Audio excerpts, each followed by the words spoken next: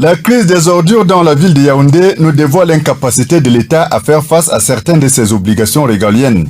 Car au-delà de l'ordure ménagère dans un coin de la rue, c'est toute une chaîne d'irresponsabilité qui impacte sur des domaines diversifiés de la vie tels que la santé, la pollution environnementale, l'obstruction des canaux et des chaussées, avec comme conséquence la mauvaise évacuation des eaux et les embouteillages. En bref, la crise des ordures dans la ville de Yaoundé devient la crise de toute une société. Une situation qui devrait attirer l'attention du gouvernement en général et en particulier du ministère de l'Habitat et du Développement urbain. Le département que dirige Madame Célestine Ketcha-Courtès a en effet comme prérogative, entre autres, les stratégies d'aménagement et de restructuration des villes, la gestion des infrastructures urbaines, l'amélioration de la circulation dans les centres urbains, l'embellissement de ces centres urbains, l'assainissement, l'hygiène, la salubrité, l'enlèvement et le traitement des ordures ménagères.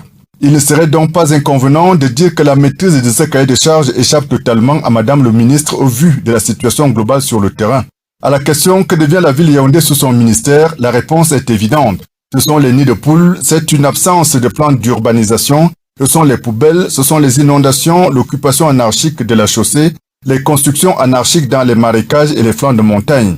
Bref, c'est un véritable capharnaüm qui tient lieu et place d'une ville à l'indifférence absolue du ministère en charge des questions urbaines. On peut également se demander à quand remonte un véritable plan directeur pour la ville de Yaoundé, tenant compte de la démographie galopante, de l'industrialisation et de la consommation qui évolue à une vitesse exponentielle. On est surpris qu'aucune solution ne soit préconisée 30 jours après la directive premier ministérielle sur l'assainissement urbain. Une attitude qui s'apparente à la défiance mais qui en fait masque l'incompétence à défaut d'un agenda caché.